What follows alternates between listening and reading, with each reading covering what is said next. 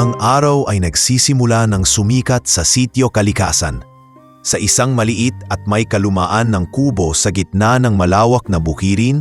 Nagmamadaling nag-aayos ng gamit si Ezekiel o mas kilala sa tawag na Kiel, habang ang kanyang bunsong kapatid na si Shaira ay abala namang naglalaro ng bitbit niyang manika. "Shaira, pakibilisan mo naman. Malapit nang dumating si Itay. Kailangan na nating magtanim bago pa umakyat ang araw," pagmamadaling sabi ni Kiel habang sinisiyasat ang sinulid na ginamit niya sa pagtagpi ng butas sa kanyang lumang bag. "Ate Kiel, pwede bang sumama na lang ako sa eskwela? Ayoko nang magtanim. Ang init-init kaya," reklamo ni Shaira na nagpapadyak pa habang hawak-hawak ang manika. Ngumiti si Kiel at lumapit sa kapatid, kinarga ito at pinunasan ang noo ng kumakapal na pawis. "Kapag malaki ka na, papasok ka na rin sa eskwela, pangako. Pero ngayon, kulungan muna natin si Itay para may makain tayo." Habang naglalakad patungo sa bukid, nasalubong nila si Mang Celso, ang kanilang ama. Nakasukbit sa balikat nito ang isang lumang karit at sa isang kamay ay may hawak na maliit na tangkay ng tabako. Nang makita ang kanyang mga anak, sumilay ang pagod ngunit maamong ngiti sa kanyang mukha. "Aba, ang aga nyo ngayon, mukhang masipag talaga ang mga anak ko," puri ni Mang Celso. "Pangarap ko po kasing maging engineer balang araw, Itay," sagot ni Kiel na may bahagyang ngiti habang binubuksan ang supot ng binhi. "Gusto ko po sanang makapagpatayo ng eskwelahan para sa mga batang tulad namin." "Engineer ha? Matayog na pangarap iyan, anak. Pero alam mo, walang imposible sa taong may tiyaga. Tulad na lang ng palay, hindi ito tutubo ng maganda kung hindi natin bubungtalin ang lupa at aalagaan," sagot ni Mang Celso, sabay talim ng tingin sa bukirin. "Sige, simulan na natin." Pagdating sa bukirin, sunod-sunod nilang ibinubudbod ang binhi sa tigkakaingang lupa. Si Shaira naman, kahit maliit pa, ay todo subok sa pagbubunot ng damo. Hindi maikakaila ang kasipagan ng magkakapatid, kahit pa hindi madali ang kanilang sitwasyon. "Napagod ka na ba, Shaira?" tanong ni Kiel matapos mapansing medyo nanginginig na ang kamay ng kanyang kapatid. "Hindi pa, Ate Kiel. Kaya ko pa," sagot ng bata, bagamat halatang hirap na. "Kung ganon, magpahinga ka muna. Ako na ang tatapos dyan," ani Kiel, sabay hawak sa kalabaw nilang si Piloy. "Piloy, halika, tayo na ulit." Habang patuloy ang kanilang gawain, napansin ni Mang Celso ang tila malalim na iniisip ng kanyang panganay. Lumapit siya rito, iniabot ang isang garapong tubig at nagtanong, "Ano bang iniisip mo, anak?" "Iniisip ko lang po, Itay," sagot ni Kiel habang binabanlawan ng baso. "Paano kaya kung may pagkakataon akong mag-aral sa magandang paaralan? Yung hindi na po ako niloloko dahil luma ang damit ko o dahil wala tayong pambili ng proyekto." Napahinto si Mang Celso at huminga ng malalim. "Alam mo, Kiel, kahit simple lang ang buhay natin, maswerte pa rin tayo. Pero naiintindihan ko ang nararamdaman mo. Gusto ko ring matupad ang mga pangarap mo." "Nakakahiya po kasi minsan sa eskwela. Pinagtatawanan nila ako, lalo na si Renz," pag-amin ni Kiel, sabay yuko.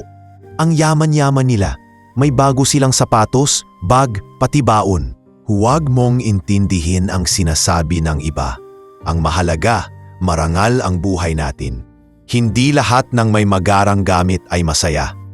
Pero kung gusto mo talagang umasenso, mag-aral ka ng mabuti at magtiwala sa Diyos. Sagot ni Mang Celso, hinahagod ang balikat ng anak. Isang tahimik na gabi ang sumunod. Habang nagpapahinga sa kubo, nagkukwento si Aling Marina tungkol sa kanilang pinagdaanang hirap noong bata pa sila ng kanyang asawa. Tahimik na nakikinig si Kiel, muling nagbabantay sa bunsong kapatid na mahimbing nang natutulog.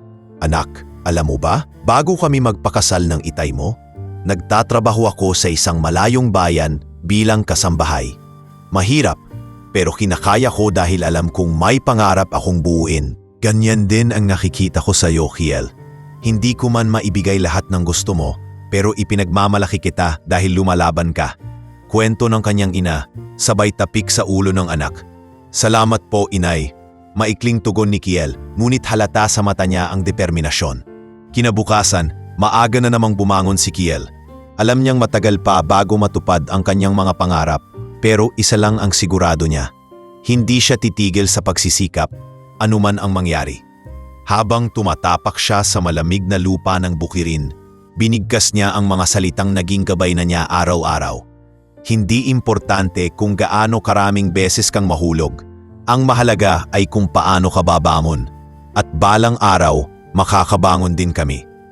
Kinagabihan, nagbabanta ang kalangitan ng Sitio Kalikasan ng isang malakas na bagyo.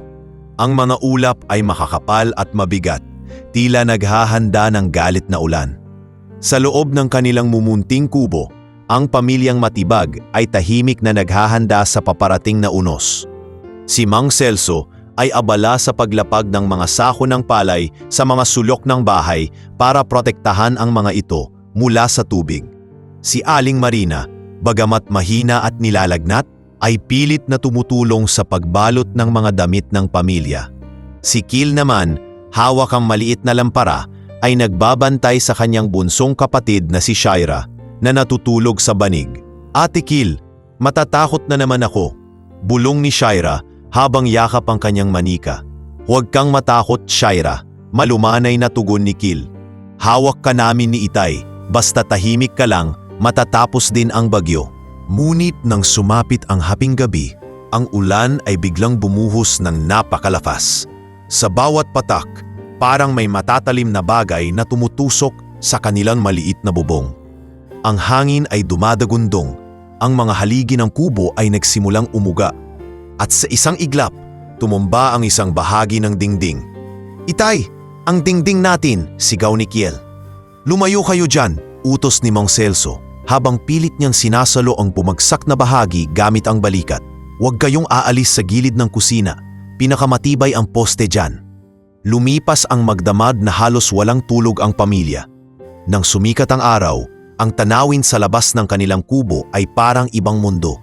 Ang palayan ay nilamon ng tubig, ang mga tanim na gulay ay pawang nasira. Ang kubo nila ay halos mawasak ng tuluyan.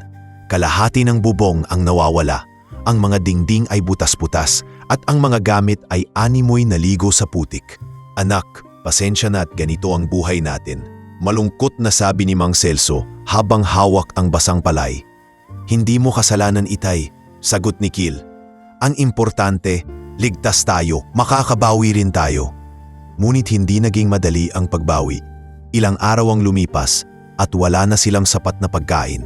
Ang kanilang kalabaw ay nagkasakit dahil napasa ito sa ulan at hindi na nagagamit sa pag-aararo. Dahil dito, napilitan si Mang Celso na lumapit kay Don Ariston, ang may-ari ng malaking lupain sa Sitio Kalikasan. Si Don Ariston ay kilala sa baryo bilang isang masungit na landlord.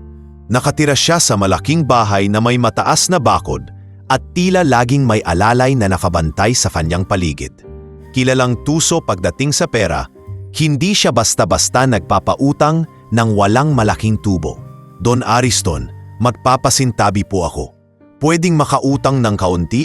Tanong ni Mang Celso habang nakayuko.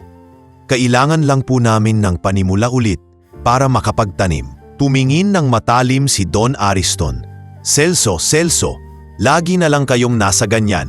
Kapag umuutang, parang ang dali-daling magbayad pagkatapos, tapos kapag singilan na, puro dahilan.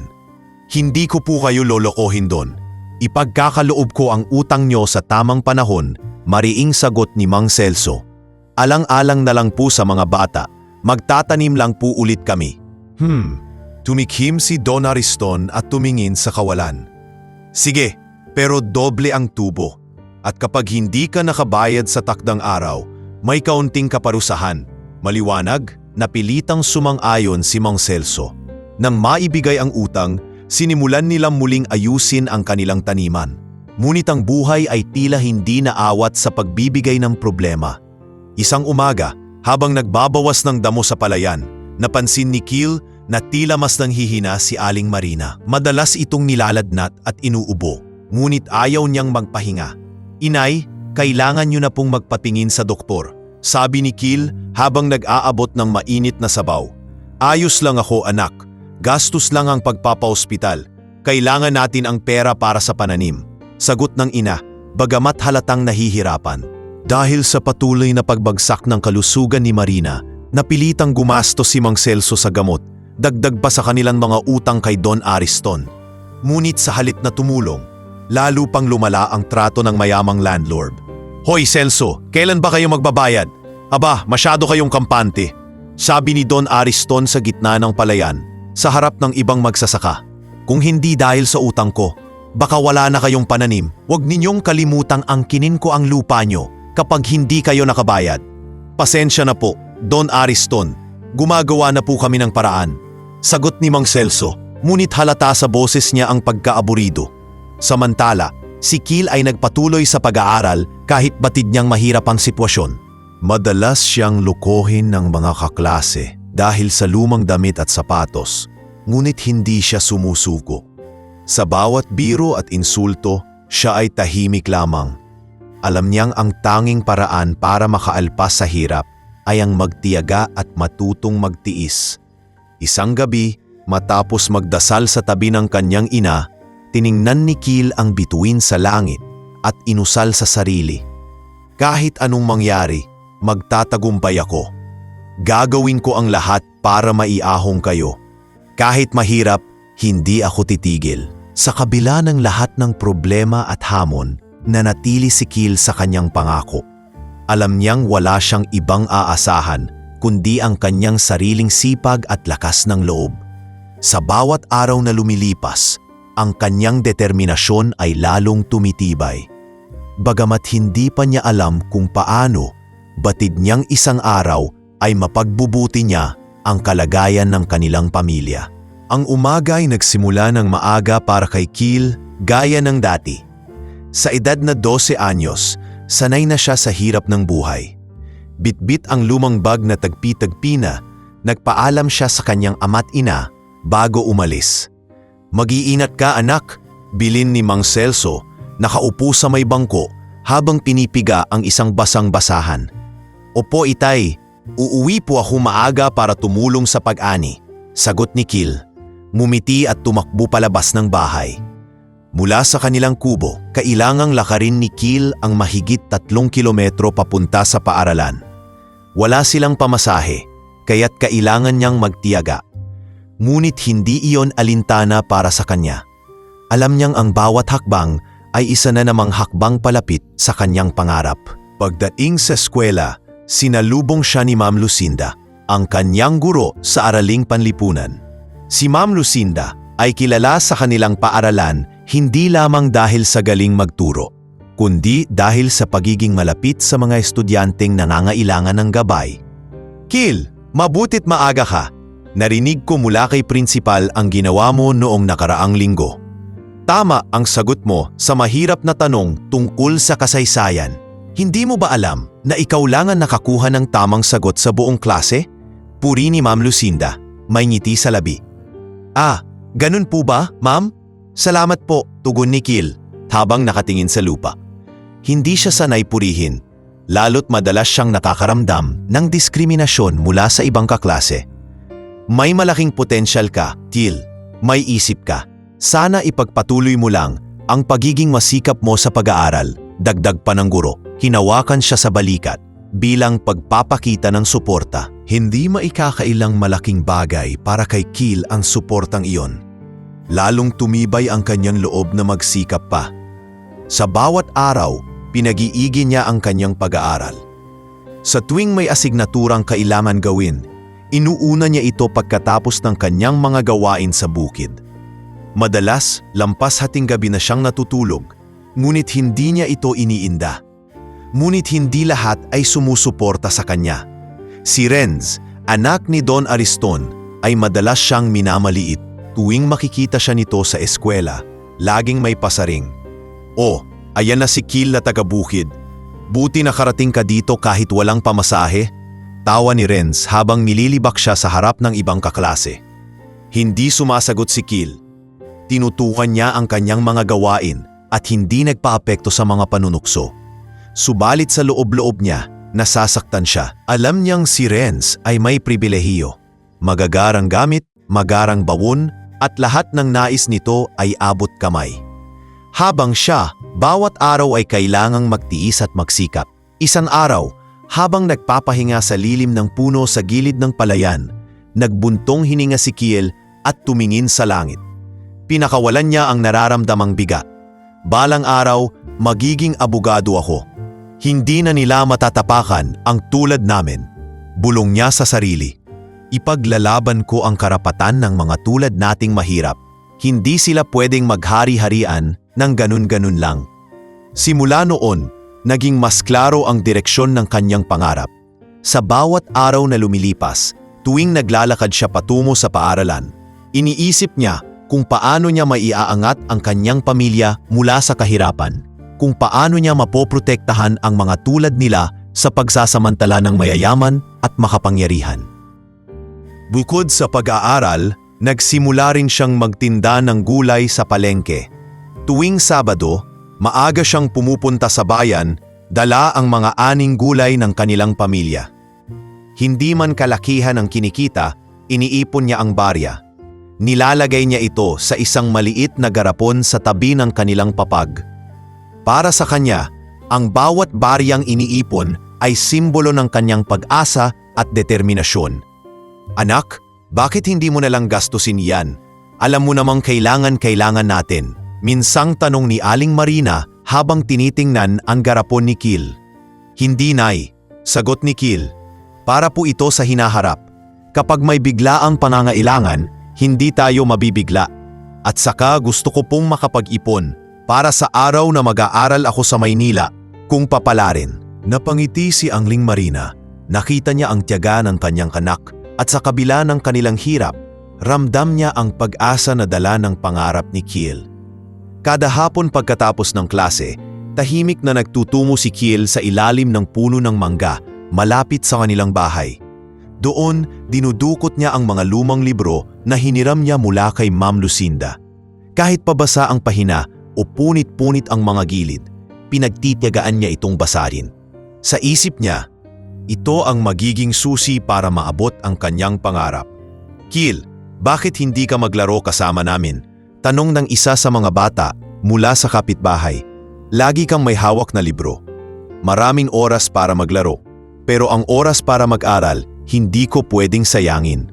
Sagot niya, nakangiti. Habang tumatagal, hindi lamang si Ma'am Lucinda ang nakakapansin sa pagbabago ni Kiel. Ang ibang guro ay nagsisimulang makakita ng kanyang potensyal. Gayun din, ang ibang kaklase, bagamat ilan ay patuloy na nambubuska, ay hindi na maitatangging lumalawak ang kaalaman ni Kiel sa mga aralin. Hindi na rin siya takot na magtaas ng kamay at sumagot sa mga tanong ng guro, kahit pa alam niyang maaaring pagtawanan siya ni Renz. Sa bawat hamon, sa bawat pintas, at sa bawat mahirap na araw, lalo lang lumalakas ang loob ni Kiel.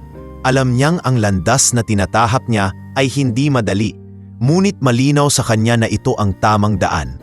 At habang patuloy niyang pinapangarap ang pagiging abogado, alam niyang kailangan niyang magdiyaga, mag-ipon, at manatiling matatag, sapagkat ang kinabukasan ng kanyang pamilya ay nasa kanyang mga kamay. Sa muling pagbubukas ng klase, naging usap-usapan sa buong paaralan ang nalalapot na educational field trip. Ang event na ito, ayon sa mga guro, ay bahagi ng kanilang final grade sa ilang asignatura, lalo na sa mga subjects na may kinalaman sa agham at kasaysayan. Nang marinig ito ni Kiel, hindi niya maiwasang ma-excite. Noon pa man, pangarap na niyang makita ng personal ang mga lugar na nababasa niya lamang sa mga libro. Mga museo, parke ng kalikasan, at mga makasaysayang monumento. Sa isip niya, malaking tulong ito upang mas lalo siyang matuto at lumawak ang kanyang kaalaman. Gusto mo talagang sumama, Itay? Pahayag ni Kiel isang gabi habang naghahapunan sila. Sabi po ng guro namin, mahalaga raw ito para sa final grades namin.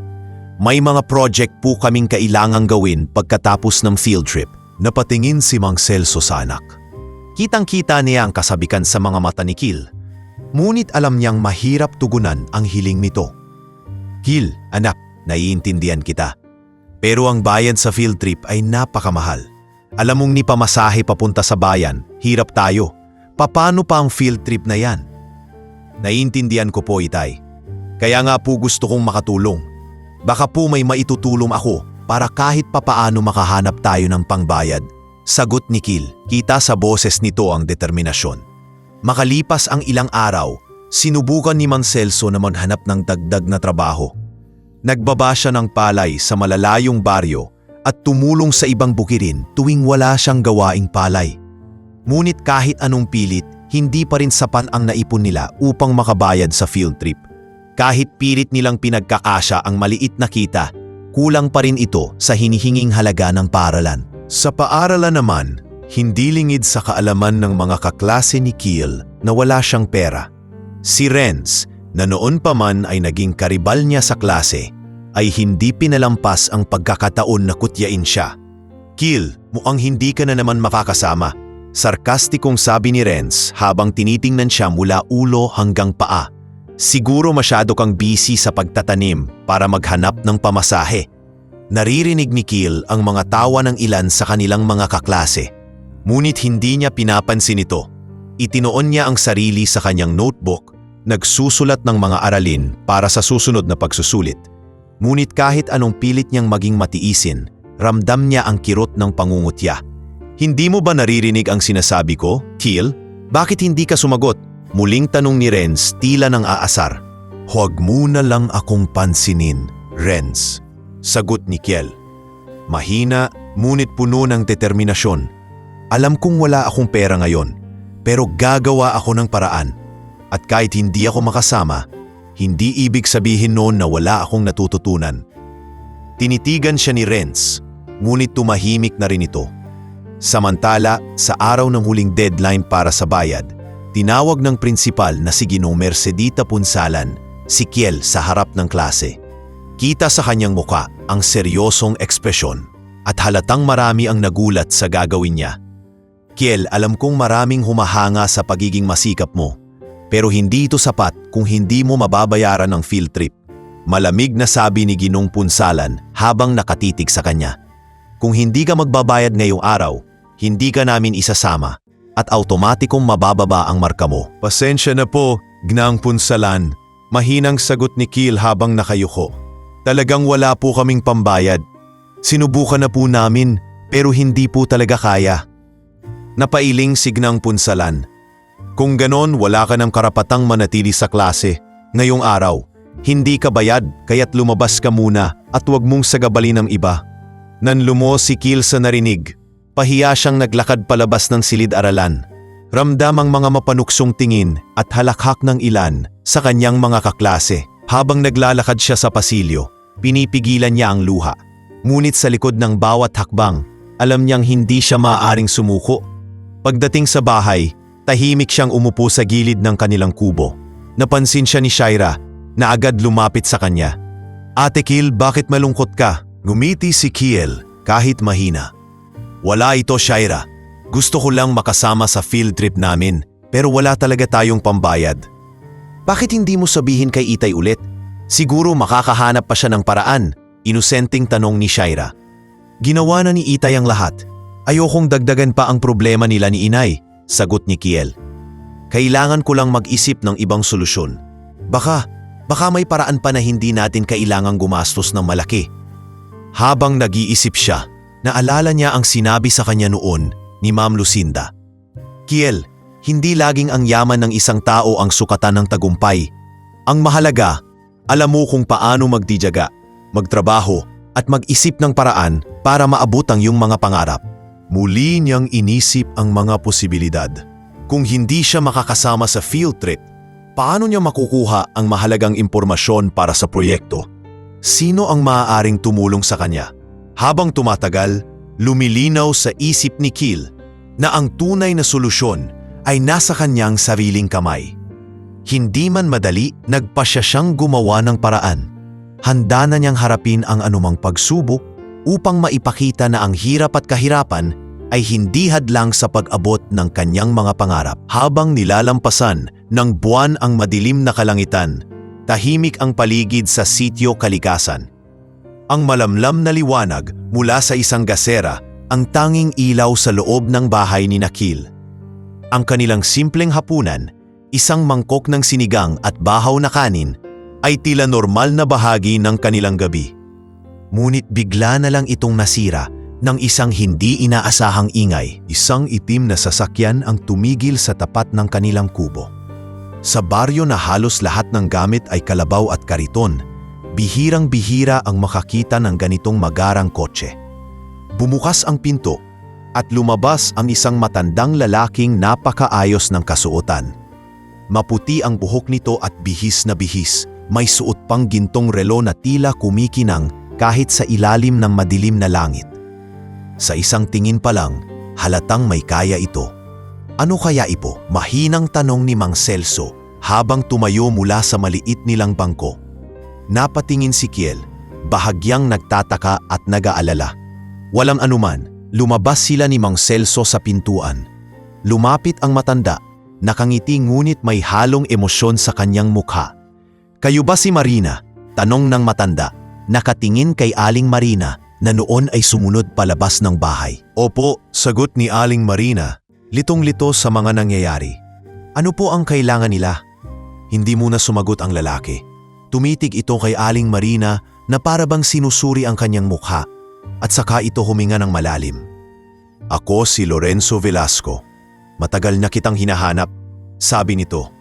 "Ako ang ama mo." Napanganga si Aling Marina, hindi makapagsalita. Si Mang Celso naman ay hindi rin makapaniwala sa narinig. Sa kanilang munting kubo, sa kanilang tahimik na baryo, sino ang mag-aakala na magpapakita ang isang taong tila galing sa ibang mundo? "Paano po yun nangyari?" tanong ni Kiel. Halatang hindi pa rin makapaniwala. Ipinaliwanag ni Don Lorenzo ang mahabang kwento. Noon ang pamilya ni Marina ay kabilang sa isang kilalang angkan sa Maynila. Sila ay may mga negosyo, ari-arian at kapangyarihan. Ngunit nang umibig si Marina kay Mang Celso, isang simpleng magsasaka, tinutulan ito ng kanyang pamilya. Nagdesisyon siyang iwan ang marangyang buhay sa Maynila upang sumama kay Mang Celso sa Sitio Kalikasan. Dahil dito, itinakwil siya ng kanyang mga magulang. "Mahal ko ang nanay mo," pahayag ni Mang Celso kay Don Lorenzo.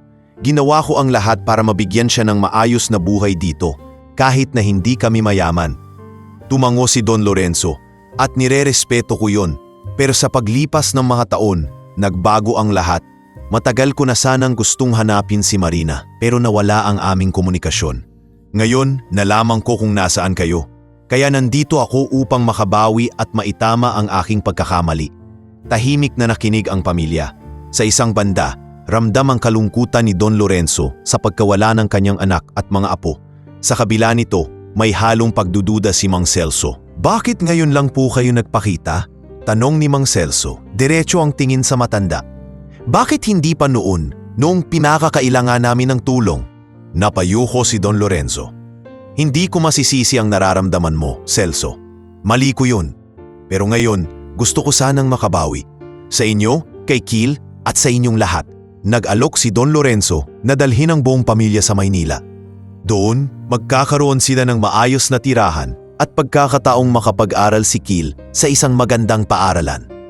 Nangako rin siya na tutulungan si Mang Celso sa kanilang kabuhayan at gagawin ang lahat upang maibigay ang komportabling buhay na noon pa nila ninanais. "Napakaganda po ng alok ninyo," sagot ni Aling Marina, halatang naguguluhan. "Pero paano po kami makakatiyak na magiging maayos ang lahat? Paano kung mawawala ulit kayo?" "Hindi na mangyayari iyon," sagot ni Don Lorenzo. "Handa akong manatili sa tabi ninyo. Ako ang lolo ni Kiel at may responsibilidad akong suportahan kayo." Ngunit hindi ganoon kadali para kay Mang Celso.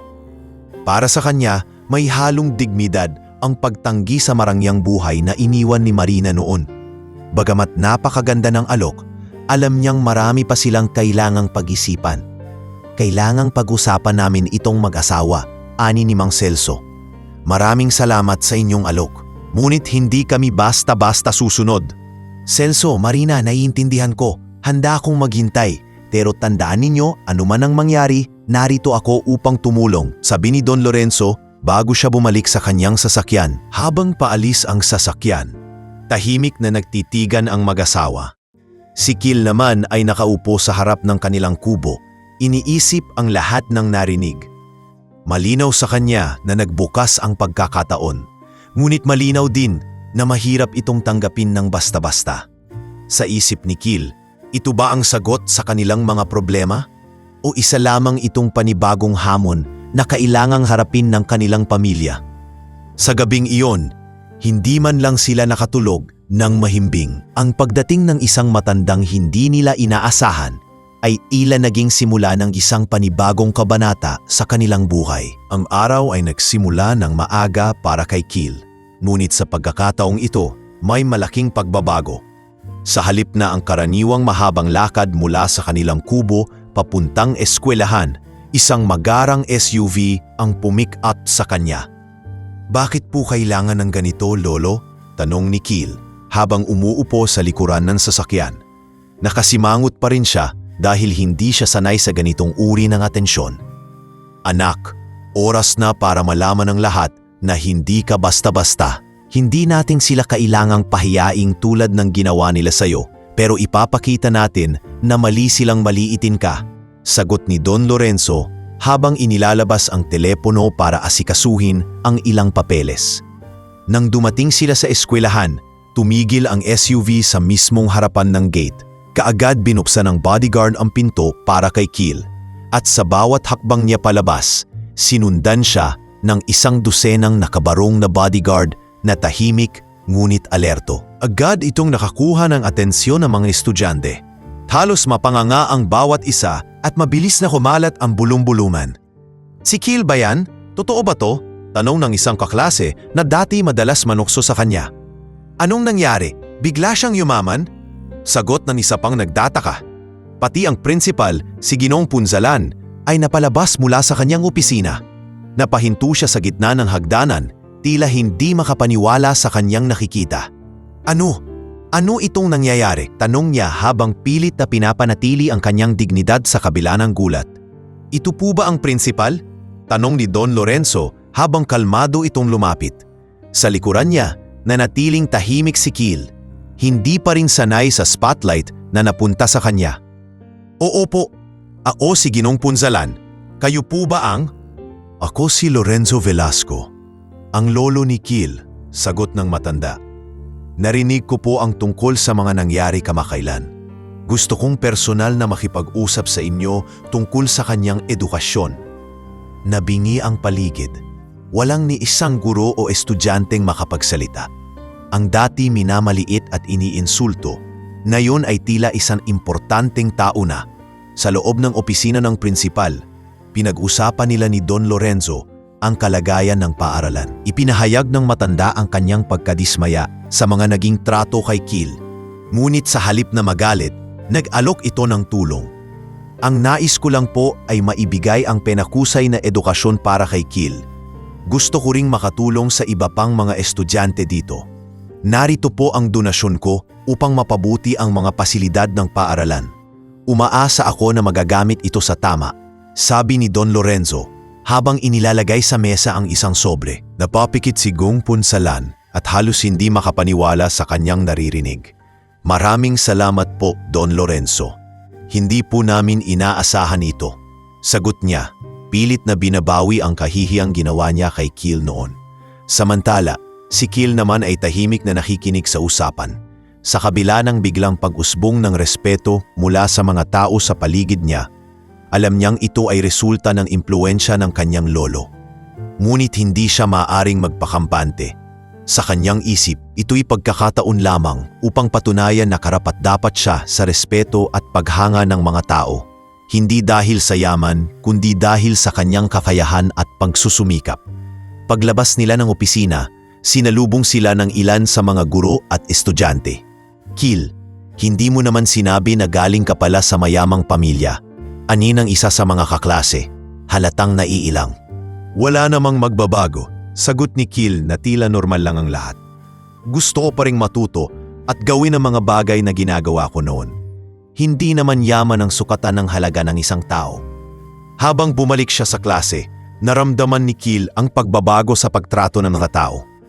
Ang mga dating nanunukso sa kanya ay nagiging magalang na.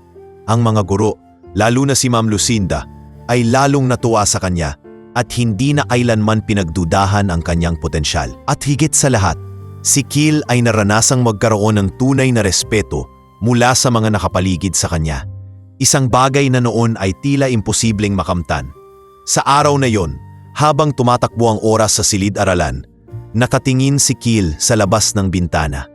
Naaalala niya ang lahat ng hirap, lahat ng panunukso, at lahat ng mga gabing nagdadasal siya na magkaroon ng pag-asa. Hindi niya inasahan na sa ganitong paraan darating ang pagbabago. Ngunit sa kabila ng lahat, nananatili ang isang bagay, ang pangarap niya na maging abogado upang ipagtanggol ang mga tulad niyang inaapi ay hindi kailanman nagbago. Isang linggo makalipas ang pagdating ni Don Lorenzo, tuluyang lumipat ang pamilya ni Kil sa mansyon ng Velasco sa Maynila.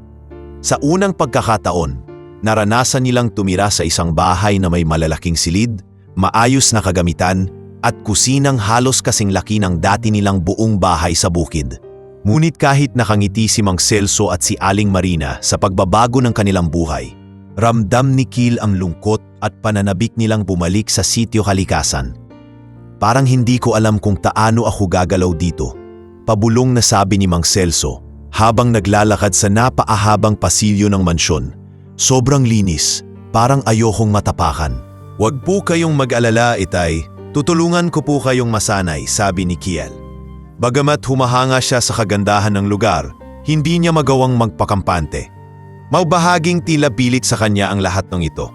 Habang lumilipas ang mga araw, nagsimulang mag-adjust ang pamilya sa kanilang bagong tirahan. Si Aling Marina, bagamat nag-aalangan sa una, ay naging mas komportable habang pinapanood ang kanilang bunsong anak na si Shaira na masayang naglalaro sa malawak na hardin. Si Mang Celso naman ay unti-unting natutong magmaneho ng maliit na truck na ibinigay ni Don Lorenzo upang makatulong sa negosyo ng pamilya. Pero si Kiel, kahit nasaya sa pag-usad ng buhay nila, ay nanatili pa ring bumibisita sa kanilang dating baryo tuwing may pagkakataon.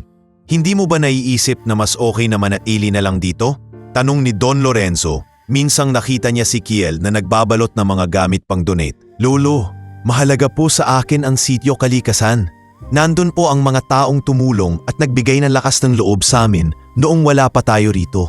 Ayokong kalimutan ang pinagmulan namin. Sagot ni Kiel habang maingat na isinusuksok ang mga damit sa kahon. Ilang linggo ang lumipas at nagsimula si Kiel sa bagong paaralan sa lungsod.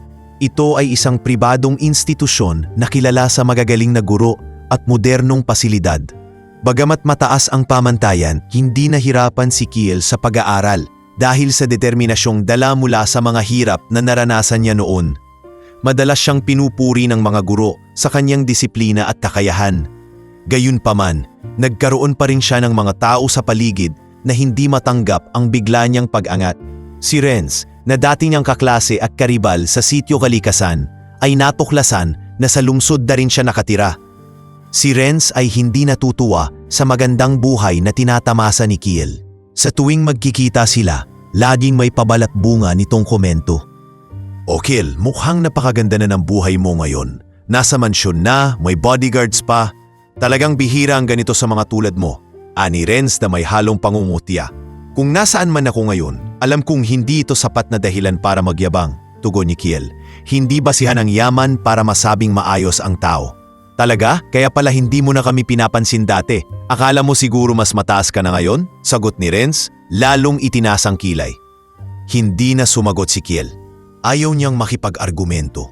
Ngunit ramdam niya ang galit at inggit na patuloy na bumabalot kay Renz. Samantala, kahit nasa lungsod na siya, hindi tumigil si Kiel sa pagtulong sa sitio Kalikasan. Tuwing katapusan ng linggo, dinadala niya ang ilang donasyon mula sa mansyon patungo sa kanilang baryo. Pinapasok niya ito sa simbahan o sa barangay hall upang ipamahagi sa mga nangangailangan. Walang hinihinging kapalit si Kiel. Alam niyang ito ang nararapat gawin bilang pasasalamat sa mga taong tumulong sa kanyang pamilya noong mahirap pa sila. Kiel, bakit laging mong iniisip ang sitio Kalikasan? Dito ka na nakatira. Hindi mo kailangang balikan ang hirap. Tanong minsan ni Don Lorenzo habang nagkakape sila sa malawak na balkonahe. Lolo, hindi po tungkol sa hirap. Tungkol po ito sa pangarap ko. Gusto ko pong ipaglaban ang mga tulad naming magsasaka noon. Yung mga naaapi at minamaliit. Sagot ni Kil habang nakatingin sa malayo. At balang araw, kapag abogado na ako, sisiguraduhin kong wala nang ibang mararanasan ang naranasan namin noon. Napangiti si Don Lorenzo. Kung iyon ang layunin mo, anak, susuportahan kita hanggang makamit mo ang pangarap mo. Sa bawat araw na lumilipas, lalong tumitibay ang paninindigan ni Kil. Alam niyang hindi madali ang magiging landas na patahakin niya, ngunit sa bawat pagkakataon na ipinapaalala niya sa sarili, ang mga aral ng nakaraan, hindi siya nagbago ng prinsipyo, nananatili siyang mapagkumbaba at nakatuon sa kanyang layunin. Patuloy siyang nagsusumikap, patuloy na tumutulong, at patuloy na nangangarap para sa kapwa. At habang pinapanood niya ang lungkod at galit sa mata ni Renz, alam niyang mas mahalaga ang pananatiling tapat sa sarili kaysa sa pakikipagtagisan sa iba. Isang araw sa eskwelahan, nagsimulang kumalat ang mga balitang hindi maganda tungkol kay Kil. Ang usapan sa mga pasilyo, ang mga bulungan sa kantina, lahat ay tila nagugat mula sa iisang tao, si Renz. Ipinakakalat nito na may ilang proyekto si Kil na hindi niya mismo ginawa at na ang lahat ng kanyang tagumpay ay utang lamang sa kanyang yaman at hindi sa sariling pagsisikap. Hindi naman talaga siya magaling. Maririnig mong sabi ni Renz sa kanyang grupo ng mga kaklase habang nakatambay sa likod ng gusali. Kung hindi dahil sa donasyon ng lolo niya, wala rin siyang maaabot. Lahat ng guro pinapaboran siya dahil sa pera. Sa umpisa, hindi ito pinansin ni Kil. Nakatingin siya palagi sa kanyang mga libro, sa kanyang mga proyekto at sa kanyang pangarap. Ngunit habang tumatagal, ramdam niya ang epekto ng maling balita. May mga kaklase siyang dati bumabati na ngayon ay tila naiilang. Ang mga guro, bagamat tahimik, ay tila nagiging mas mahigpit sa kanya. Nagsimula nang magduda ang ilan at ito ang nais mangyari ni Renz. Kiel, totoo bang hindi ikaw ang gumawa ng science project mo? Tanong ng isa niyang kaklase, halatang nag-aalinlangan. Totoo bang binabayaran lang ng lolo mo ang mga resulta mo? Pahabol ng isa pa.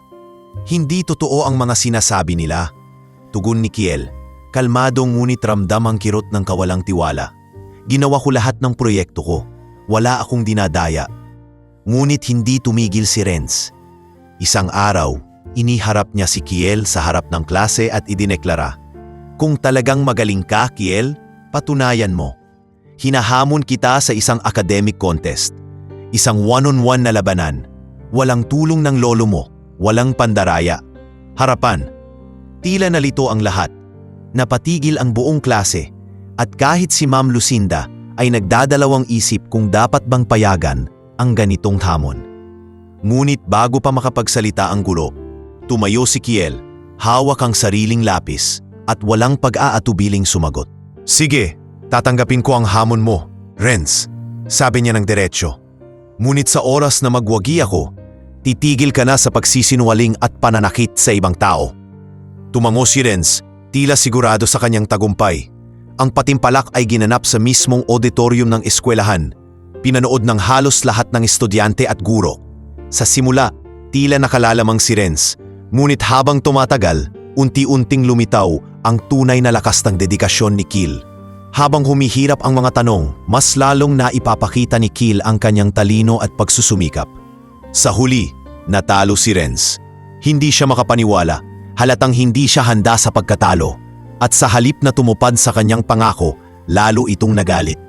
Lumabas siya ng auditorium na galit at mula noon ay lalong naging masama ang trato niya kay Kil. Nang sumapit ang susunod na araw, napansin ni Kil ang biglaang pagbabago sa kanyang paligid. Ang mga ilang guro at kaklase ay tila hindi na rin mapalagay at isang guro pa ang nagsabi sa kanya ng lihim, "Kil, ingat ka, mukhang ginagalaw ni Don Ariston ang mga koneksyon niya. May balita akong sinusubukan niyang masira ang negosyo ng lolo mo." Ang balitang ito ay tumama kay Kil ng may bigat. Sa unang pagkakataon, naramdaman niyang hindi na lamang personal ang away nila ni Renz. Kasama na rito ang pamilya Velasco, ang negosyo ng kanyang lolo at ang pangalan na kanilang iningatan. Kinagabihan, kinausap ni Kil ang kanyang lolo. Lolo, ano pong ibig sabihin nila? Totoo po bang may ginagawa si Don Ariston? Tumango si Don Lorenzo. Tahimik ngunit may halatang pag-alala. Sinusubukan niyang guluhin ang mga transaksyon natin. May mga kasosyo tayong biglang umatras. May mga kontratang nababasura. Pero huwag kang mag-alala, anak. Alam kong kaya nating harapin ito. Ngunit hindi maalis kay Kil ang galit. Gusto niyang gumanti. Gusto niyang tapusin na ang gulo sa pagitan ng kanilang pamilya at ng pamilya ni Renz. Ngunit naalala niya ang pangarap niya, ang maging isang abogado, isang tagapagtanggol ng mga naaapi. Lolo, hahayaan ko na muna.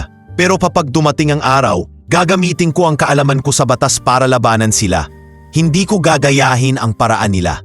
Ayokong masira ang pangalan natin. Pero ipapakita ko sa kanila na may ibang paraan ng paglaban, sabi ni Kil, puno ng determinasyon. Simula noon, naging mas masigasig si Kil sa kanyang pag-aaral. Hindi lamang para sa sarili niyang pangarap, kundi para sa pamilya niya, para sa mga tao sa sitio Kalikasan, at para sa lahat ng inaapi. Hindi niya hinayaan ang galit na lamunin siya. Sa halip ginamit niya ang bawat insulto, bawat pagsubok, at bawat balakid bilang hakbang patungo sa kanyang layunin, ang maging isang abogado at dalhin ang hustisya sa kanyang bayan. Isang tahimik na gabi sa mansyon ng Velasco nang biglang dumating si Don Lorenzo mula sa isang pulong. Halata ang pagod at bigat ng kanyang pakiramdam habang nakaupo sa malaking upuan sa harap ng fireplace. Napansin ni Kil ang kanyang lolo. Ibang-iba ang ekspresyon nito mula sa nakasanayan niyang masayahing anyo. Lolo, mukhang pagod po kayo. Ano pong nangyari? Tanong ni Kil habang lumapit bit-bit ang isang tasang mainit na tsokolate. Napailing si Don Lorenzo. Anak, may mga bagay na kailangan mo nang malaman. Hindi ko na pwedeng itago ito sa iyo. Lalo't ikaw na rin ang nagiging bahagi ng mga laban ng ating pamilya. Nagkaroon ng saglit na katahimikan. Sa ilaw ng apoy, tila naging mas seryoso ang paligid habang sinimulan ni Don Lorenzo ang kanyang kwento. Noon, bago pa tayo nagkakailala, ang pamilya natin ay isa sa mga kilalang negosyante sa Maynila. Ngunit hindi lahat ng kapwa kong negosyante ay maayos makitungo.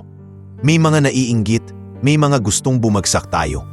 At sa mga kalaban natin, ang pinakamakapangyarihan ay si Don Fernando Almeda. Napatigil si Kil. Don Fernando Almeda? Siya ba ang nasa likod ng lahat ng mga problema natin? Tumango si Don Lorenzo. Oo, matagal nang may galit si Don Fernando sa atin. Dahil sa kompetisyon, dahil sa mga proyekto. At higit pa riyan, may isa pang issue. Ang mana ng pamilya. Nang umibig ang nanay mo sa tatay mo, hindi natanggap ng pamilya natin. Ayaw ng mga natatanda noon na ipamana ang kayamanan sa isang taong hindi nila napili. Kaya't sinubukan nilang hadlangan ang relasyon ni Marina at Celso. Ngunit hindi natinag ang nanay mo. Lumayo siya. Pinili ang pagmamahal kaysa sa pera. Habang nakikinig si Kil, unti-unting nabuo ang malinaw na larawan sa kanyang isip. Hindi lang simpleng kwento ng pag-ibig at pagkakahiwalay ang nangyari noon. Isa itong seryosong labanan ng interes, yaman at kapangyarihan. At sa likod ng lahat ng ito, si Don Fernando pala ang tahimik na nagmamanman, nag-aabang ng tamang pagkakataon upang pabagsakin ang pamilya nila. Bakit ngayon lang po ito nalalaman? Bakit hindi pa noon pa? Tanong ni Kil. Bakas ang pagkabahala sa boses. Gusto kitang protektahan. Hindi ko gustong madamay ka sa gulong ito. Ngunit ngayong nakita ko kung gaano kakatatag, kailangan mo na ring malaman ang katotohanan. Sagot ng lolo niya. Ngunit hindi pa doon natapos ang usapan. Sa mga sumunod na araw, naging malinaw ang ginagawang hakbang ni Don Fernando upang guluhin ang pamilya Velasco. May mga hindi inaasahang pagkansela ng mga kontrata, bigla ang pag-atras ng mga kasosyo, at mga utang na tila hindi nila nalalaman. Sa isang pagkakataon, nagkaroon pa ng isang insidente kung saan nasugatan si Don Lorenzo matapos maaksidente ang kanyang sasakyan. Napag-alaman nilang ito'y planado, isa lamang sa mga taktika ni Don Fernando upang takutin sila. Lolo, hindi na po ito tama, ani Kil isang gabi habang nagpapahinga ang kanyang lolo sa ospital. Kailangan nating gumawa ng aksyon. Hindi natin pwedeng hayaang tuluyang masira ang pangalan at negosyo natin.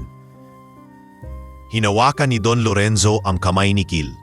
Anak, alam kong matibay ka, ngunit mag-ingat ka.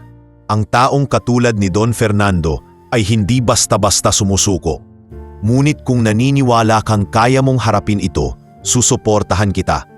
Ang mga salitang yon ang nagbigay ng lakas kay Kil. Kahit bata pa siya, batid niyang kailangan niyang tumindig para sa kanyang pamilya. Habang nagpapagaling si Don Lorenzo, sinimulan ni Kil ang pagsusuri ng kanilang negosyo. Nagbasa siya ng mga lumang rekord, nakipagpulong sa mga abogado at inalam ang mga puwersang nagbabanta sa kanilang negosyo. Unti-unti niyang naintindihan ang mga patakaran ng industriya at kung paano nila maipagtatanggol ang kanilang sarili. Hindi ito naging madali. May mga sandaling tila gusto niyang sumuko, ngunit naalala niya ang sakripisyo ng kanyang ina, ang mga hirap na dinanas ng kanilang pamilya at ang pangako niya sa sarili na hindi na muli nilang mararanasan ang matinding pang-aapi. Unti-unting nabuo sa kanya ang determinasyon na magpursige sa pag-aaral ng batas na balang araw ay magiging sandata niya sa mas malaking laban. Lolo, kapag magaling na po kayo, ipagpapatuloy natin ito, hindi tayo papatalo. Pahayag ni Kil sa kanyang lolo isang gabi habang hawak ang ilang dokumentong kanyang pinag-aralan. Hindi natin kailangang gumanti ng marahas. Gagamitin natin ang kaalaman at prinsipyo para tapusin ang labang ito. At sa kabila ng mga pagsubok, alam ni Kil na ito ang tamang daan, ang tumindig para sa hustisya, hindi lamang para sa kanyang pamilya, kundi para sa lahat ng mga taong umaasa sa kanila. Sa ilalim ng kanyang determinasyon, unti-unti niyang nakikita ang daan patungo sa tagumpay at katarunan. Sa unang araw ng klase sa kolehiyo, marahil ay wala nang mas masaya pa kay Kil. Narating niya na ang puntong noon ay tila imposible, ang mag-aral ng abogasya sa isang prestihiyosong unibersidad. Suot ang simpleng polong puti at lumang bag na puno ng libro. Naglakad siya sa makukulay na pasilyo ng unibersidad. Sa bawat hakbang, ramdam niya ang bigat ng responsibilidad, ngunit kasabay nito ang di matatawarang determinasyon. Kailangang mag-aral ng mabuti. Ito ang unang hakbang para mabigyan ko ng hustisya ang mga tulad nating mahirap. Bulong niya sa sarili habang binubuklat ang silabus sa kanyang kamay. Agad niyang napansin ang mga guro at kapwa-estudyante na tila tutok sa kanya. Hindi dahil sa kanyang anyo o kasuotan, kundi dahil sa kanyang kakaibang presensya. Si Kil ay hindi lamang kilala dahil sa kanyang lolo o ang pamilya niyang Velasco. Siya ay naging simbolo ng pag-asa para sa maraming nangangarap. Ang pangalan niya ay ilang beses nang nabanggit sa mga balita dahil sa kanyang determinasyon na baguhin ang imahe ng kanilang negosyo at ang pagtulong niya sa mga nangangailangan. Sa kabila ng hirap ng kurso sa abogasya, hindi nawala ng sigasig si Kil. Ginagawa niya ang lahat upang matutunan hindi lamang ang mga teknikalidad ng batas, kundi pati na rin ang makataong aspeto nito.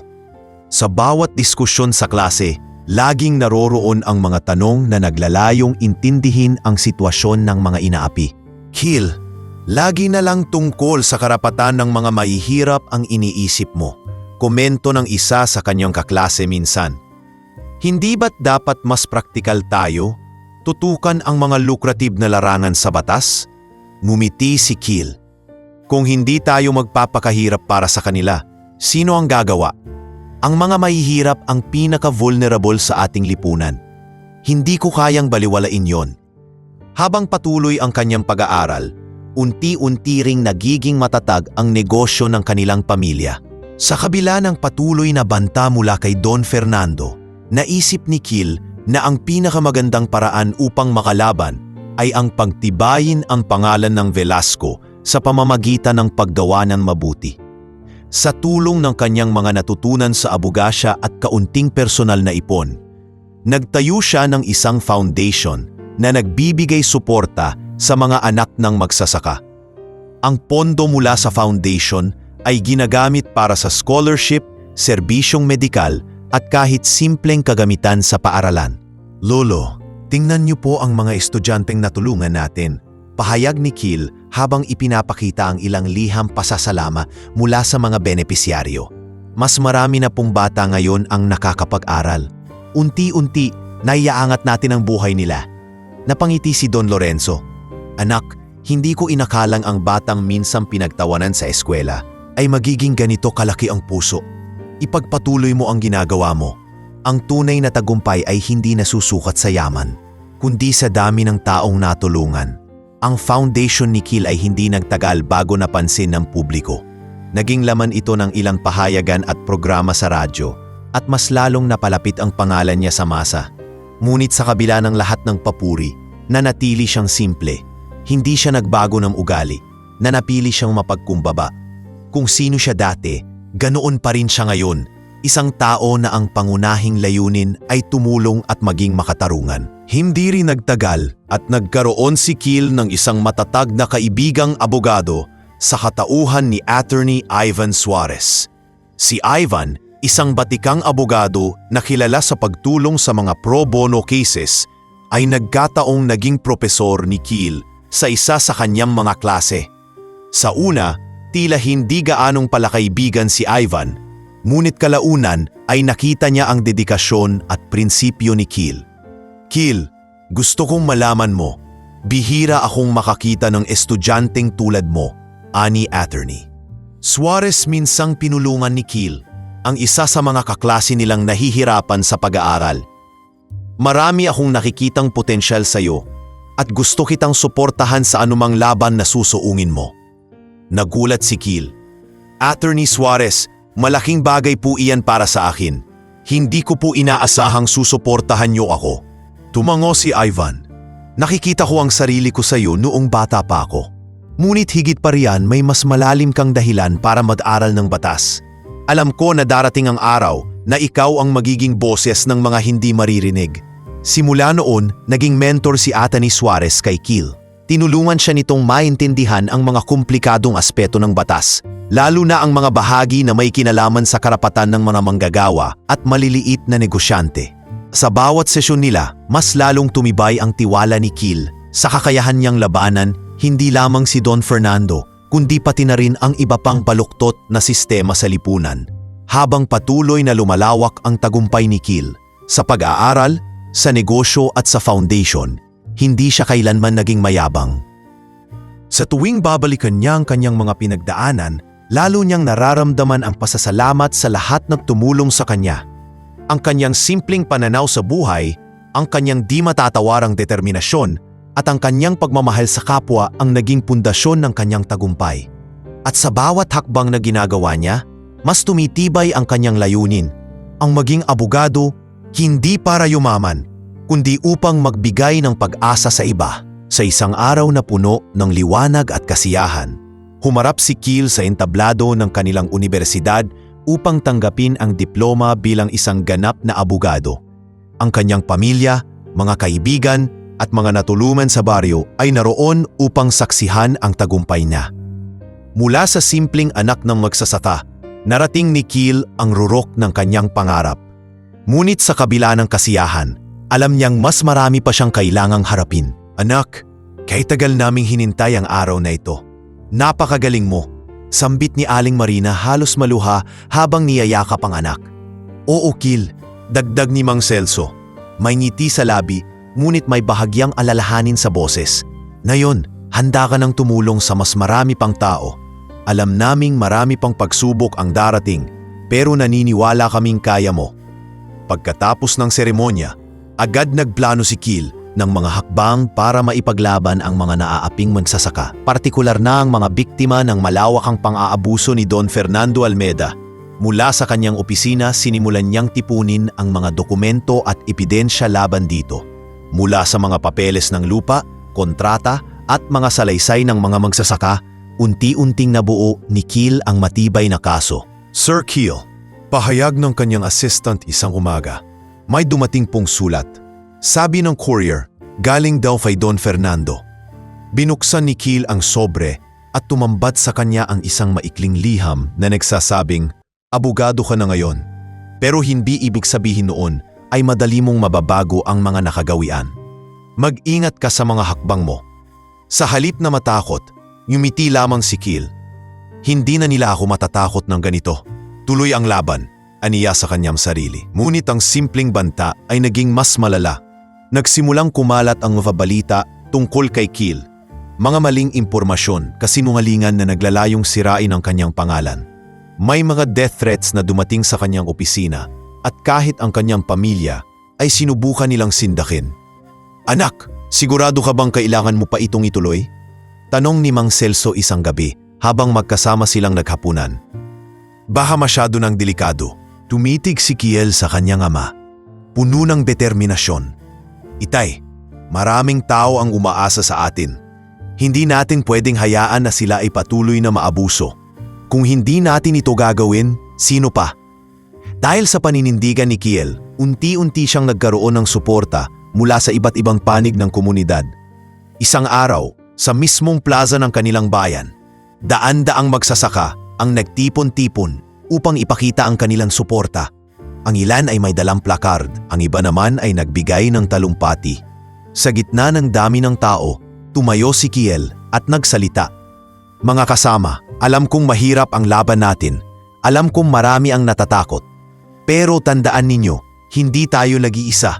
Basta sama-sama tayo, kayang-kaya natin itong lampasan.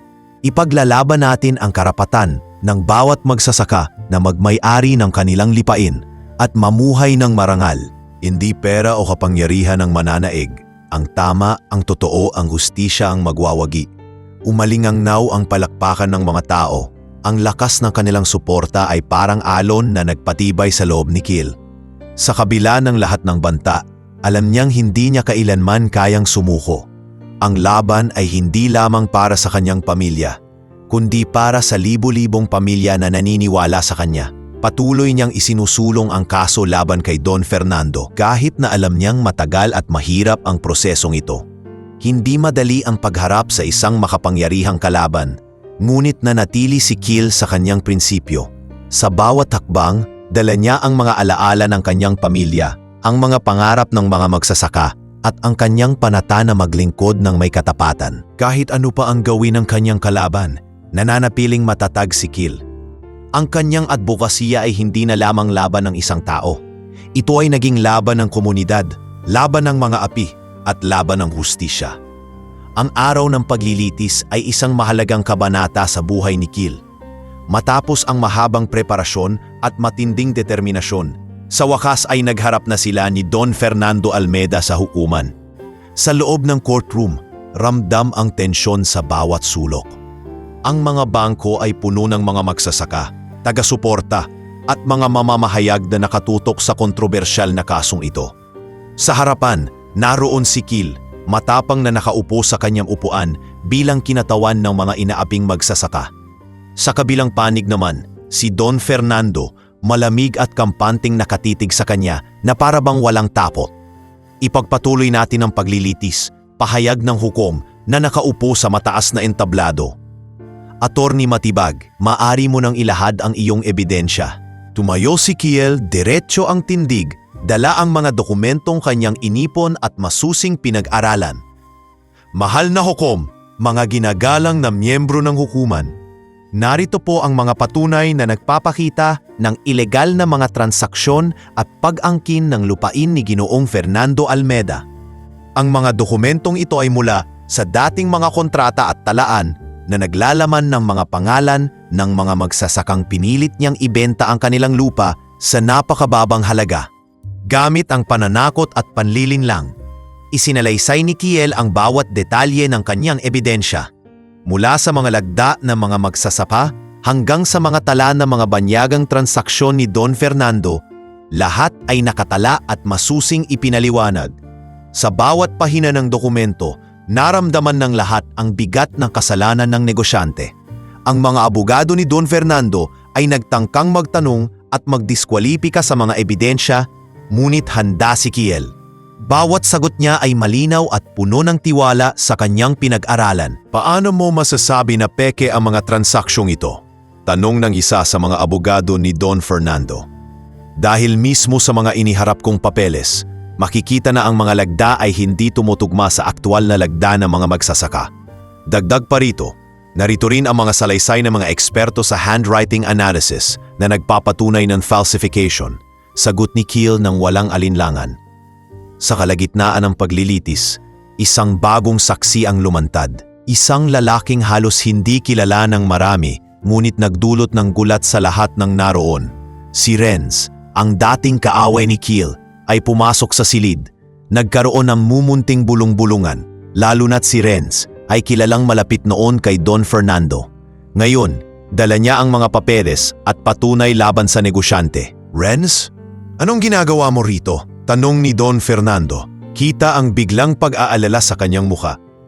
Tumindig si Renz sa witness stand at hinarap ang hukuman. Dati po akong bahagi ng mga gawain ni Don Fernando. Ngunit sa paglipas ng panahon, naintindihan ko ang laki ng kasalanan ko sa pagtulong sa kanya. Ngayon, gusto kong itama ang mga mali ko. Narito ang mga dokumento at komunikasyon na magpapatunay sa lahat ng ilegal niyang ginawa. Hindi makapaniwala si Keel sa nakikita. Ang dating pinakamalaking hadlang sa kanyang tagumpay, ngayon ay tumutulong upang mabigyan ng hustisya ang mga magsasaka. Matapos magsalita ni Renz, tumayo ito at humarap kay Keel, malapit sa kanyang upuan. Keel, pasensya ka na. Marami akong nagawang mali sa iyo noon. Gusto ko lang humingi ng tawad. Pahayag ni Renz, kita sa boses nito ang pagsisisi. Napatingin si Keel kay Renz, tahimik sa simula. Ngunit sa huli, tumango siya. Ang mahalaga ay tinatama mo ang pagkakamali mo. Salamat. Sa mga sumunod na araw ng paglilitis, mas lalong nagkakaroon ng momentum si Keel. Ang kanyang matibay na ebidensya, ang suporta ng mga saksi tulad ni Renz, at ang matinding determinasyon ay nagdala sa kanya sa puntong hindi na kayang pagtakpan ni Don Fernando ang kanyang mga ginawa. Ang korte ay napuno ng respeto at paghanga para kay Keel. Hindi lamang mula sa kanyang mga kakampi, kundi pati na rin sa mga hindi pa nakikilala noon ang kanyang pamalan. Sa wakas, maaaring ipahayag ng hukuman ng hatol, sabi ng hukom sa huling araw ng paglilitis. Ang mga ebidensyang inilatag ng panig ni Attorney Matibag ay sapat upang mapatunayan ang mga kasalanan ni Ginoong Don Fernando Almeda. Kaya't hinahatulan ang akusado ng pagkakakulong at ang pagbawi ng lahat ng lupang iligal na inangkin upang maibalik sa mga tunay na may-ari nito. Nagpalakpakan ang mga tao sa loob ng courtroom. Ang tagumpay na ito ay hindi lamang kay Keel, kundi sa buong bayan at sa lahat ng mga magsasakang matagal nang inaapi. Sa kabila ng mga panggigipit, pagbabanta at paninira sa kanya, napanatili ni Keel ang kanyang paninindigan at prinsipyo. Paglabas ng korte, sinalubong siya ng daan-daang tao sa labas, mga magsasaka, mga lider ng komunidad at maging mga mamamahayag ang naroroon upang batiin siya. Maraming salamat, Keel. Sigaw ng isang matandang magsasaka na hawak ang kanyang sombrero.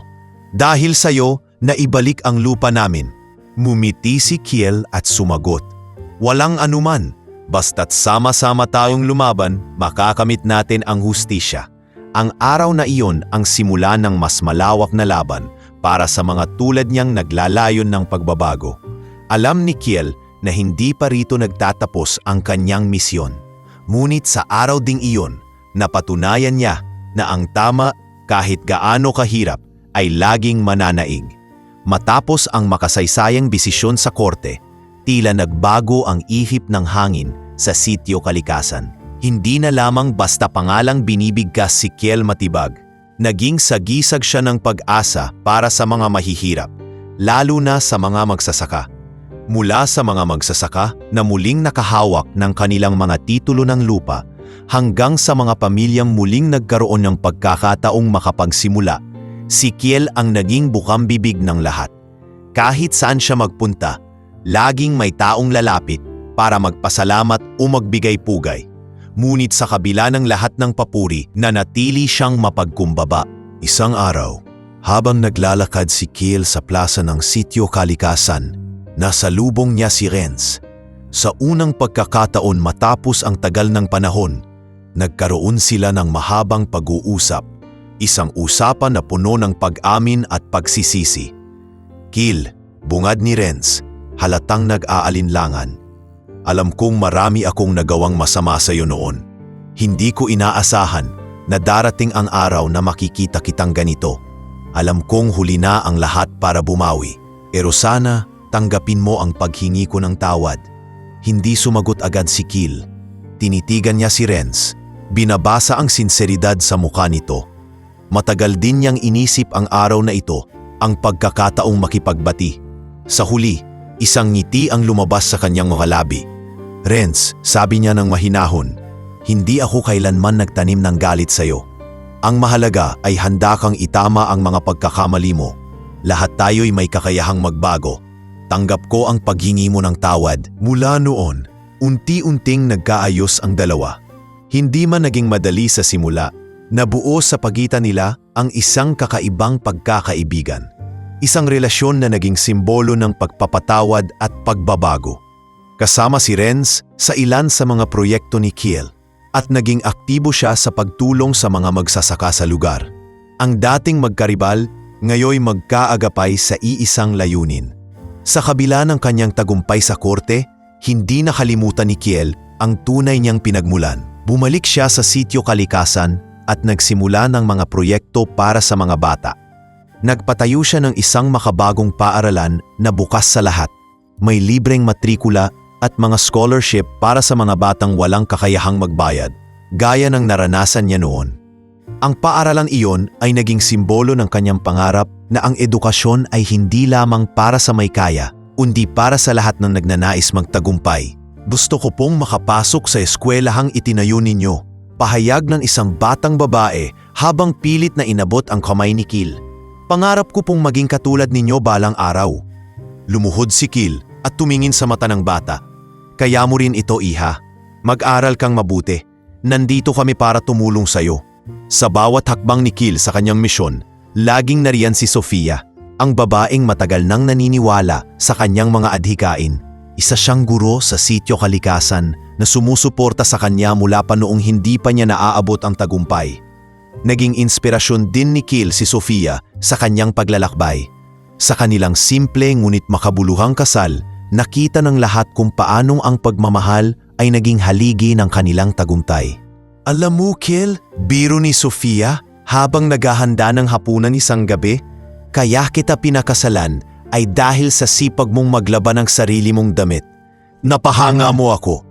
Natawa si Kiel. Aba, hindi ko naman akalaing iyon pala ang susi sa puso mo. Pero seryoso, Sofia, hindi ko alam kung paano ko nagawa ang lahat ng ito kung wala ka sa tabi ko. Magkasama nilang pinalaki ang kanilang dalawang anak, sina Isabel at Gabriel. Lumaki ang dalawa sa simpleng pamumuhay sa kabila ng estado ng kanilang pamilya. Ipinamana ni Kiel sa kanyang mga anak ang kahalagahan ng pagiging mapagkumbaba at matapat. Madalas nilang naririnig mula sa kanilang ama, "Anak, hindi nasusukat sa yaman ang tagumpay. Ang mahalaga ay kung paano ka nakatulong sa kapwa." Sa paglipas ng panahon, lalong lumawak ang impluwensya ni Kiel. Naging kilala siya hindi lamang sa sitio kalikasan kundi sa buong bansa. Ang kanyang mga adhikain ay nagbigay inspirasyon sa marami, mula sa mga magsasaka hanggang sa mga kabataan na may pangarap ngunit walang kakayahan. Sa bawat sulok ng baryo, lungsod at probinsya, ang pangalan ni Kiel Matubag ay kinikilala bilang simbolo ng katarungan at pagmamalasakit. Sa kabila ng lahat ng tagumpay na natamo niya, hindi kailanman nagbago si Kiel.